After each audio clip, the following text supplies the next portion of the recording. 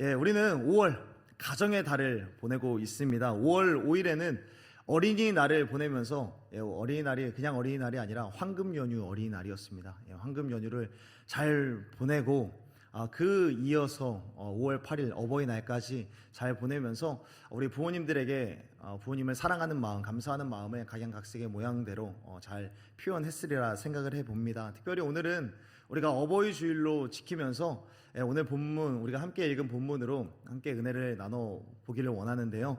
우리 특별히 10절 말씀, 7장 10절의 말씀을 우리 앞부분만 다시 한번 좀 읽어봤으면 좋겠습니다. 10절 말씀 공경하라까지요. 자, 시작. 모세는 내 부모를 공경하라. 아멘. 오늘 본문 말씀을 읽고 또 오늘 어버이 주일이라고 하는 이 타이틀이 있으니까 오늘 설교가 어떤 내용으로 이어질지 여러분들 다 짐작이 되리라 생각을 해봅니다. 이 느낌에 조금 더 확신을 더하기 위해서 11절의 말씀을 다시 한번 좀 읽어봤으면 좋겠는데요. 11절 말씀 다시 한번 읽겠습니다. 시작. 너희는 이르되 사람이 아버지에게나 어머니에게나 말하기를 내가 드려 유익하게 할 것이 고르반 곧 하나님께 드림이 되었다고 하기만 하면 그만이라 하고. 아멘. 오늘 우리가 함께 읽은 이 본문 말씀은 예수님께서 유대인들이 행하고 있었던 불효, 마땅히 하지 않는 그런 불효에 대해서 꼬집고 있는 말씀입니다. 계속 귀찮게 해서 죄송하지만 손을 들어서 한번 표해 주시면 감사하겠습니다. 여러분들 어버이날에 부모님께 여러분들의 마음을 표현을 했을 텐데요. 혹시나 돈봉투로 마음을 표현했다, 조용히 한번 손 한번 들어주시겠습니까? 없어요? 없습니까? 우리가 부모님께 선물을 드릴 때 돈봉투가 뭘 중요하고 액수가 뭐가 중요하겠습니까? 우리가 봉투를 드리지 않아도 그냥 자그마한 선물을 드려도 꼬불꼬불 날아가는 그런 글씨로 편지를 써도 우리 부모님께서는 그 마음을 기쁘시게 받아주실 줄로 믿습니다. 여러분들의 부모님은 다들 그러신 분들이라고 생각을 해봅니다. 다 기쁘게 받아주실 겁니다. 이런 선물을 주지 않아도 그냥 말없이 안아드리기만 해도 우리 부모님들은 감동을 받으리라 생각을 합니다. 그럼에도 불구하고 여러분 솔직하게 생각해 봅시다. 우리 부모님이 과연 무엇을 좋아하실까? 우리 부모님이 정말 기뻐하시는 선물이 뭘까? 우리가 어려서부터 꼬불꼬불 날아가는 글씨로 편지를 드려도 우리 부모님들은 환하게 웃으셨을 겁니다. 그리고 너무나도 고맙다라고 인사를 해주셨을 겁니다. 뿐만 아니라 우리가 카네이션을 꽂아 드려도 우리의 정성을 생각해서 우리 부모님들은 너무나도 기쁘게 잘 받아주셨으리라 생각을 해봅니다. 그렇지만 그것만 받고 싶지는 않을 것 같습니다.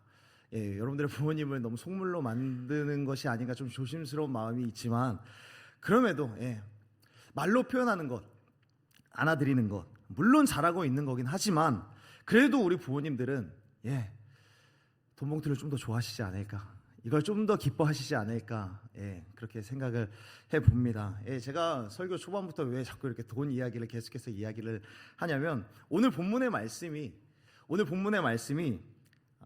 유대 사회에서 자녀들이 흔히 행하던 불효, 특히나 물질적인 것과 관련하여서 부모님에게 저지르던 그런 불효에 대해서 다루고 있기 때문입니다. 11절에서 이렇게 말씀합니다. 고르반 곧 하나님께 드림이 되었다고 하기만 하면 그만이라 하고. 11절에 보면은 조금 생소한 단어가 나옵니다. 고르반이라고 하는 단어요. 이 고르반이라고 하는 단어 혹시 여러분들 아십니까? 고르반이라고 하는 단어는 하나님께 드림이 되었다라고 하는 그런 의미입니다. 예수님 당시 이 유대인들에게는 굉장히 좋은 신앙적인 전통이 하나가 있었습니다. 바로 이 고르반이라고 하는 아주 좋은 신앙적인 전통이었는데요. 오래전부터 이 유대 사회에서는 나에게 있는 모든 것들이 다 하나님의 것입니다 라는 그런 입술 그리고 삶으로 고백해왔던 그런 전통이 있습니다. 그 전통이 바로 고르반입니다. 모든 것이 하나님께로부터 왔으니 내가 이것을 마땅히 하나님께 드려야지 라고 할 때 고르반이라고 고백을 했던 거죠. 하나님께 드려야지, 이거는 하나님께로부터 왔으니까 당연히 이 물건을 내가 쓰기는 하지만 이거는 하나님 거야, 이 물건의 진정한 소유권은 하나님 거야 라고 하면서 고르반이라고 입술로 그리고 사람들에게 대내외적으로 선포를 하던 그런 전통이 있었습니다. 그래서 사람들은 많은 사람들에게 이거 내 거야가 아니라 이거 고르반이야 라고 하면 저거 하나님께 드림이 되었구나 라고 하면서 저 사람 굉장히 신앙이 좋구나 라고 그렇게 사람들이 평가를 했던 것이죠. 제 손에 이렇게 아이패드가 있습니다. 이 아이패드가 있는데 이 아이패드를 제가 누가 주셨다라고 믿고 있을까요? 물론 하나님께서 주신 거라고 저는 믿고 있습니다. 그래서 이 아이패드를 가지고 이 아이패드 하나님께 드리는 겁니다 라고 제가 고르반이라고 하면 이건 이제부터 하나님 겁니다. 그러나 실질적으로 누가 사용을 하고 있죠? 실질적으로는 제가 사용을 하고 있는 거죠. 내 컴퓨터 이거 고르반이라고 하면 이 컴퓨터는 내 게 아니라 우리 하나님 거야 라고 하면서 사람들에게 어떻게 보면은 저의 신앙을 자랑하는 그런 모습으로도 표출될 수 있는 거죠. 우리 이 사회에서도 이런 전통들이 조금 있는 것 같아요. 이런 신앙적인 전통, 성경에 나오지는 않지만 좋은 신앙적인 전통이 하나 있습니다. 우리 한국 교회에는 성경에 나오지 않지만 우리가 수요 예배라고 하는 그런 시간을 지키면서 하나님 앞에 나와서 예배를 하고요. 새벽마다 하나님 앞에 나와서 예배를 드리는 아주 좋은 전통이 있습니다. 새벽에 일어나서 오늘 내게 주어진 하루의 첫 시작을 하나님께 예배를 드리고 또 말씀을 들으면서 이 말씀을 오늘 하루의 내 삶의 가이드로 여기면서 이 말씀대로 순종하기를 결단하고 그렇게 나아가는 그런 새벽 기도의 습관은, 이 전통은 굉장히 우리 한국 교회에 있어서 좋은 전통이 됩니다. 그런데 이 전통이 과연 어떻게 사용이 되느냐? 저 역시도 20대 초반부터 새벽 예배를 나갔던 적이 있습니다. 새벽 예배 때부터 함께 나아가서 하나님의 말씀을 듣고 기도를 하게 되는 그 시간, 너무나도 감사한 시간인데 제가 졸린 눈을 비비면서 새벽 5시에 교회에 나가자마자 가장 먼저 했던 행동이 뭐였을까요? 가장 먼저 교회 예배당에 들어가서 자리에 앉아서 가장 먼저 한 행동은 이겁니다.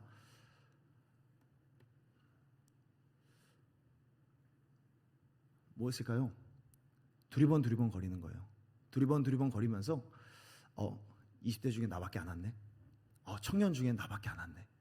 야, 결혼 안 한 사람 중에 나밖에 안 왔네. 야, 이 정도 되면 그래, 내가 우리 청년들한테 자신 있게 신앙에 대해서 말할 수 있겠네. 유대 사회 이 사회 속에서 이런 좋은 전통, 고르반이라고 하는 좋은 전통, 이건 하나님 거야, 하나님께 드리는 겁니다 라고 하는 이 좋은 전통이 사람의 욕심과 사람의 탐욕이 들어가면 말 그대로 탐욕밖에 남지 않게 됩니다. 우리에게 있는 좋은 전통인 새벽 예배라고 하는 이 좋은 전통이 저의 인간의 악함, 인간의 본성이 들어가니까 저의 교만함을 자랑하는 그런 수단밖에 되지 않는 거죠.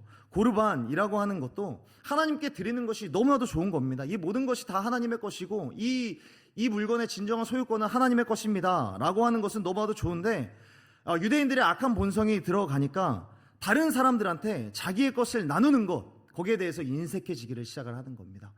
내게 있는 돈, 이거 하나님께서 내게 주신 거지, 그러니까 이 돈은 하나님 거야 라고 고백하는 것까지는 좋은데 하나님께 드린 바 되었으니까 나는 너에게 줄 수 없어 라고까지 이어지게 되는 거죠. 이게 하물며 부모님들에게까지도 이어지는 겁니다. 고르반, 저에게 들어온 월급, 저에게 들어온 이 수입 하나님께서 주셨기 때문에 하나님께 드린 바 된 겁니다 라고 하면서 다른 사람들에게 나눠주지 않는 거예요. 풀지 않는 겁니다.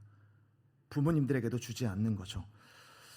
이미 수중에 들어온 이 재물을 부모님께는 쓰기 싫고 부모님께 어떤 경제적인 지원을 해드리기는 싫은데 이거를 노골적으로 부모님 이거 제 돈이잖아요, 이거 제가 쓸 거예요, 저 부모님께 드리기 싫어요 라고 노골적으로 표현하기는 조금 그러니까 이때 당시에 이 고르반이라고 하는 이 전통을 신앙이라고 하는 이유로, 그리고 고르반이라고 하는 이 이름으로 잘 포장하여서 부모님들께 해야 할 공경할 의무와 책임을 피하고 있었던 그 유대인들에게 예수님께서 지적을 하고 있는 겁니다. 좋은 전통이 악한 전통으로 사용되고 있는 이들을 향하여서 예수님께서 말씀하시는 거죠.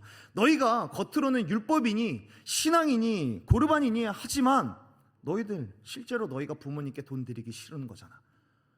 실제로는 부모님보다 너희들에게 들어온 이 재물, 이게 더 소중한 거잖아 라고 예수님께서 말씀하시는 겁니다. 우리가 잘 아는 대로 10계명에서 1계명부터 4계명까지는 우리가 하나님을 사랑하라 라는 그런 계명이고, 5계명부터 10계명까지는 우리가 이웃들을 사랑해야 할 그런 항목들, 계명들이 잘 적혀져 있습니다. 그 계명 중에 5계명, 이웃을 사랑하라 라는 그런 대제목 하에서 이루어지는 그 계명들 중에 가장 첫째 된 계명이 부모를 공경하라 라는 그런 계명입니다.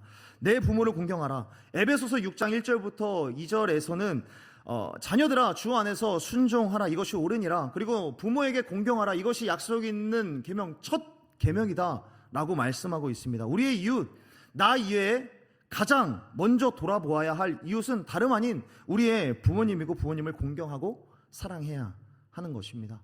유대인들도 이것에 대해서 너무나도 잘 알고 있었죠. 그런데 자신에 들어온 이 재물로는 부모님을 섬길 수가 없는 거예요. 이 재물보다는 이 재물이, 그리고 이 재물로 나를 더욱더 윤택하게 하고 더욱더 안락하게 하고 좀 더 편하게 살아가는 것에 꾸미기는 급급하지만 이것으로 부모님을 섬기는 것은 싫다는 거죠. 그런데 이것을 그 당시에도 우리가 부모에게 어떤 효도를 해야 한다라는 이런 계명이 있으니까 이것에 대해서 노골적으로 말을 하지 못하니까 신앙적인 전통으로 계속해서 포장을 하고 있었던 것이죠. 사랑하는 여러분, 오늘 본문에서 예수님이 꼬집고 있는 이런 불효의 모습, 엄마 이거 고르반입니다, 이거 하나님께 드린 바 되어서 엄마한테 못 줘요 라고 이야기를 할 때 이 이야기를 듣는 부모님들의 심정은 과연 어땠을까요?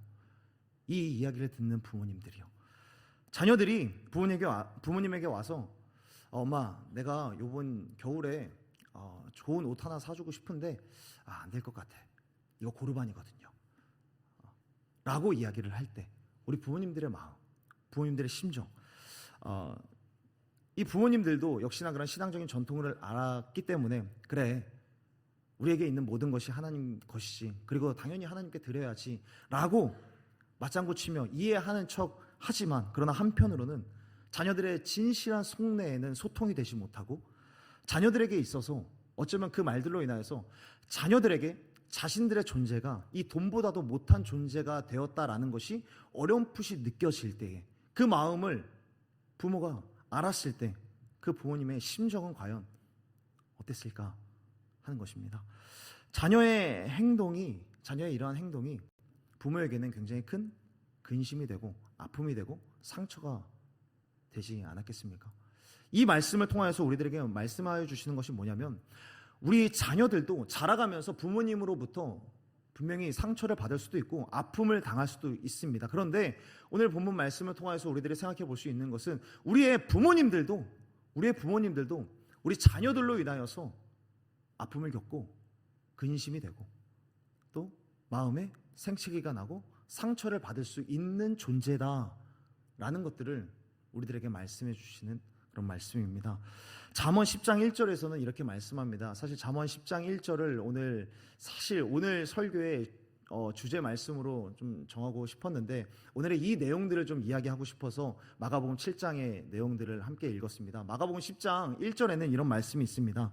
지혜로운 아들은 아비를 기쁘게 하거니와 미련한 아들은 어미의 근심이니라. 잠언은 우리들에게 끊임없이 지혜로운 삶이란 어떤 삶인가에 대해서 말씀해주고 있습니다. 지혜롭게 살아가는 것이란 어떤 것일까? 지혜로운 크리스찬은 어떤 삶을 살아가야 진정한 지혜로운 크리스찬이냐? 어떤 삶을 살아야 슬기로운 청년이냐?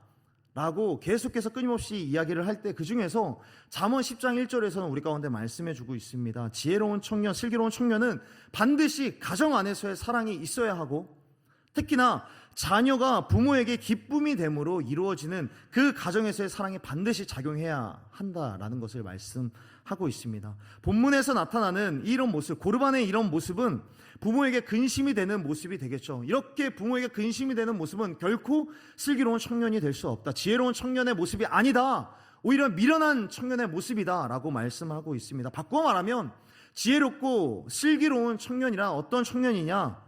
부모에게 기쁨이 되어야 한다는 것입니다. 부모에게 기쁨이 되어야 하는 거예요.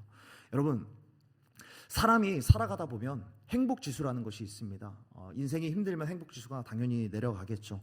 그리고 어떤 기쁜 일이 있으면 행복지수가 올라가게 될 것입니다. 그런데 사람의 이 행복지수를 결정하는 이 요인들이 굉장히 많이 있는데요. 우리들은 뭐 여러 가지 조사 결과들을 통하여서 여러분들은 한 번쯤은 보았을 겁니다.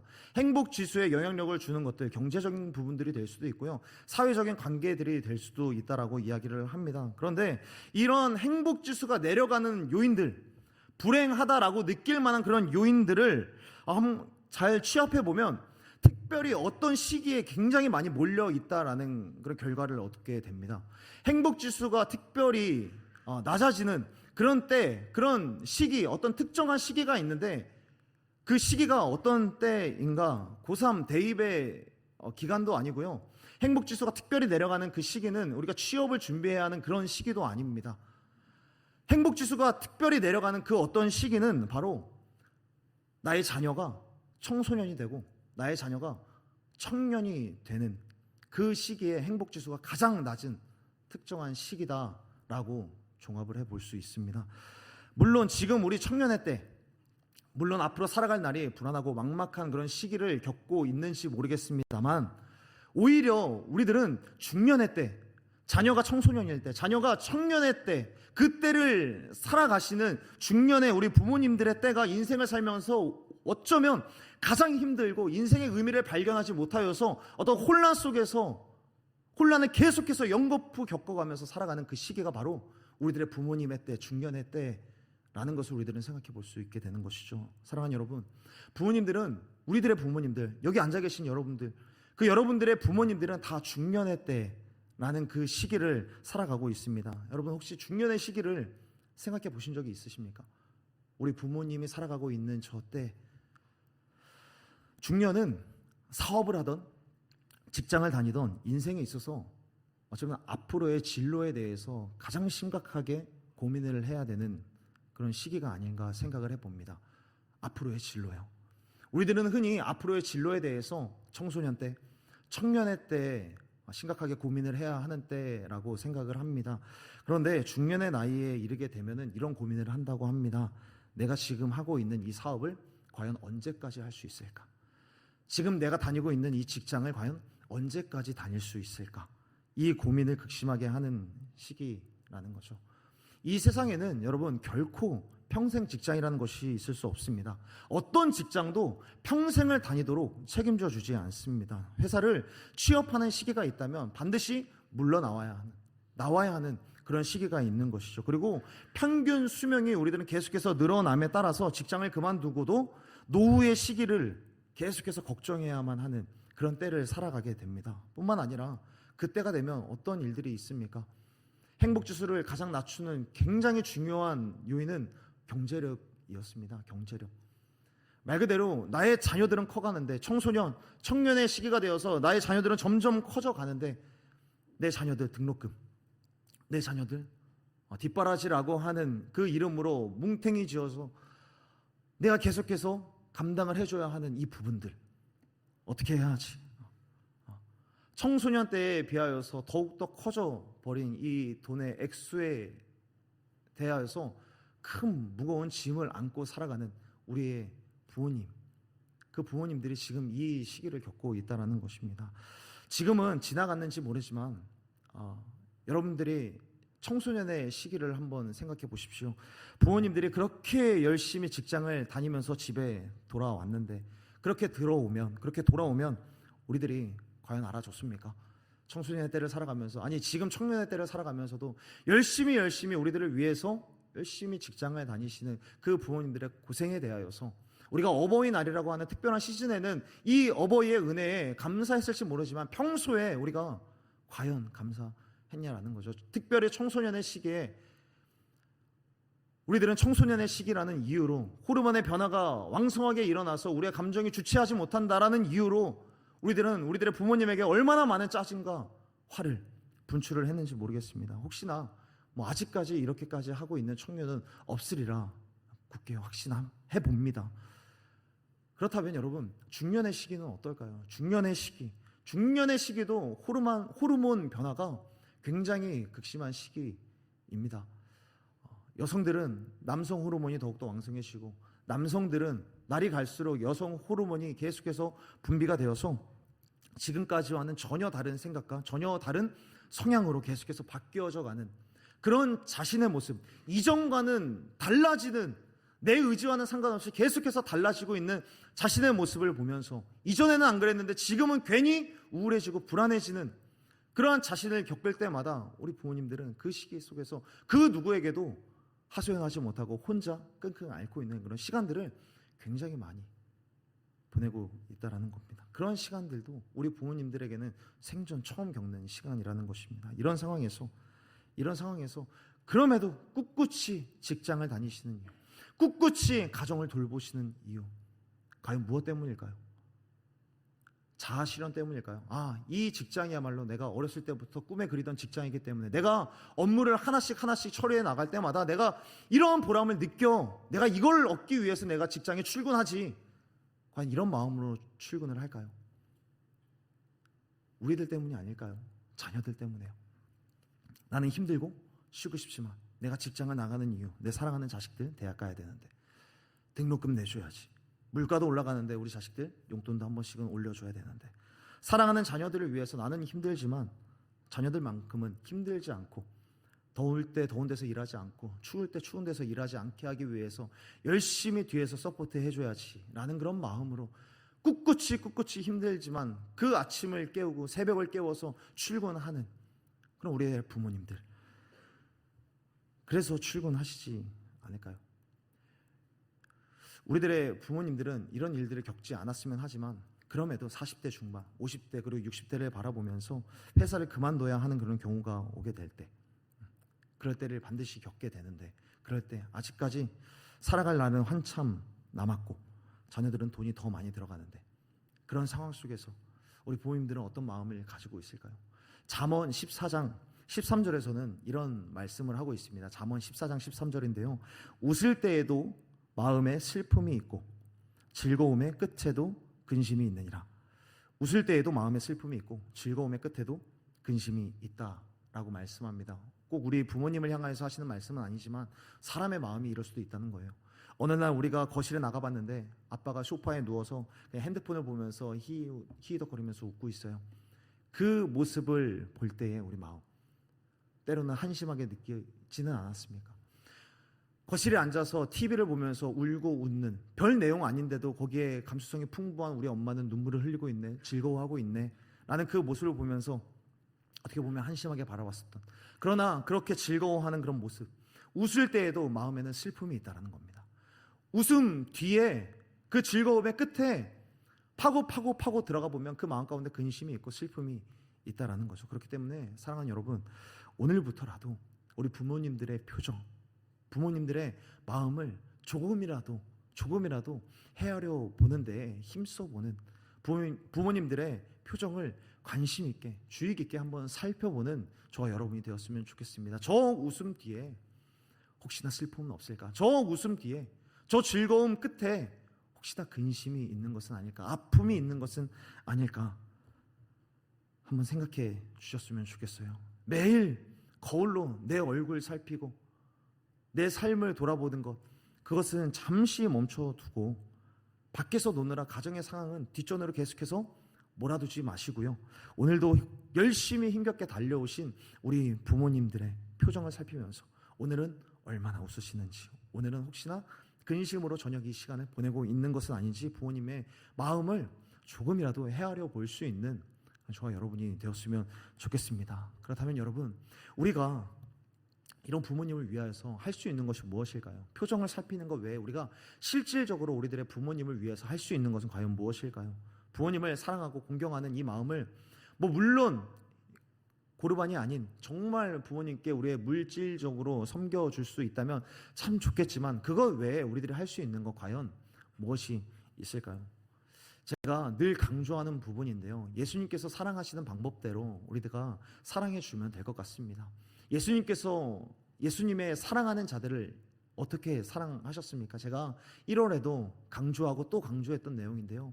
예수님께서는 사랑하는 자들과 함께 그렇게 식사를 많이 했습니다. 밥을 많이 먹었어요. 요즘 이 시대에 과연 가족 모두가 모여서 한 상에 모여서 온 가족이 모여서 밥을 먹고 일상을 나누고 위로를 하고 사랑을 표현하는 그런 가족이 얼마나 있을까요? 여러분, 식사하는 게 유치해 보이지만 그만큼 그 유치한 그 식사조차도 제대로 많이 자주 또 진솔한 그런 대화의 장으로 활용할 수 있는 그런 가정들이 굉장히 많이 줄어들고 있습니다.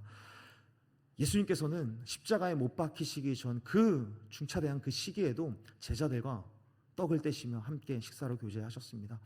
삭개오와 그리고 레위 마태를 부르시고 나서 그의 집에 함께 거하시면서 계속해서 진솔한 대화를 이어가셨습니다. 밥만 먹는 것뿐만 아니라 그 식사의 자리를 통하여서 계속해서 끊임없이 대화를 했다라는 거예요. 물론 이 과정 속에서 우리의 부모님들도 자녀들에게 어떤 세상의 스펙이나 세상의 성적으로 재단하지 않아야겠죠. 존재 자체로 귀하다라고 여기며 에베소서 6장에서 말씀하시는 대로 노엽게 하지 말고 그들을 이해해 주어야 합니다. 그렇다면 우리의 자녀들은요, 우리의 자녀들도 부모님께 순종의 마음으로, 공경의 마음으로 부모님의 삶을 들어주고 부모님의 삶을 이해해주고 위로해주고 그렇게 따뜻한 대화들이 오고 가는 그런 식사의 자리 속에서 자녀의 역할, 자녀의 도리들을 해내야 되는 게 또 예수님께서 사랑하시는 방식대로 사랑하는 그런 방식이라고 믿습니다.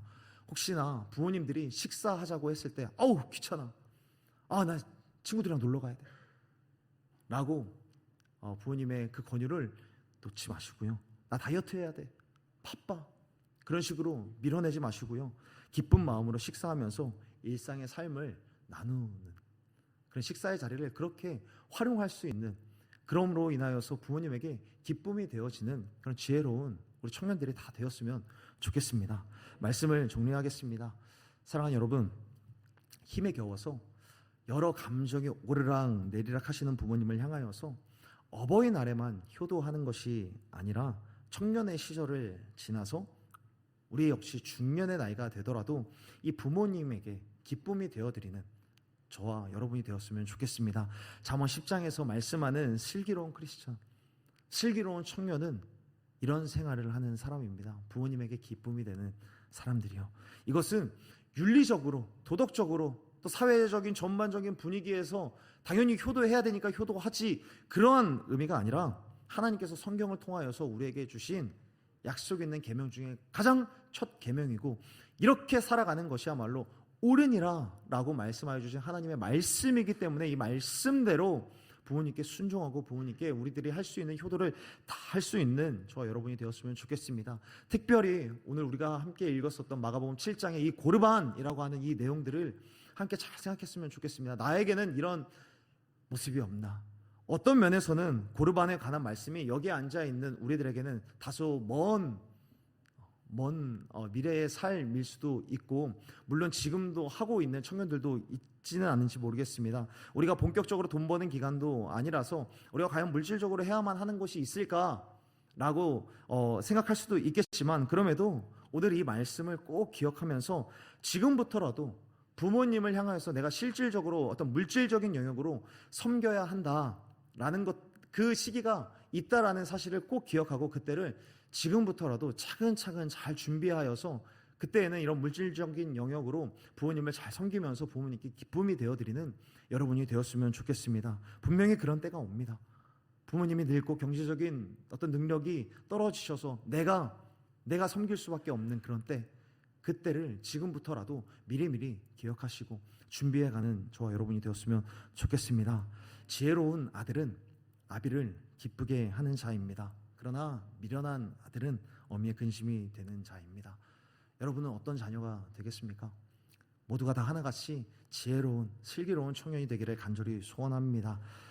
더 어려운 시기를 겪고 있는 중년의 부모님에게 기쁨이 되어드리고 따뜻한 말 한마디라도, 따뜻한 식사 한 끼라도 꼭 대접해 줄 수 있는 그 대화 시간을 통하여서 가정의 사랑을 잘 유지해가는, 그래서 여러분들의 그런 사랑의 수고를 통하여서 여러분들의 가정이 행복한 가정이 되었으면 좋겠습니다. 그렇게 슬기로운 청년, 지혜로운 청년들로 하루하루의 생활들을 잘 채워가는 저와 여러분이 되기를 간절히 소원하고 축복합니다. 우리 함께 이 시간에 찬양하면서 기도했으면 좋겠습니다.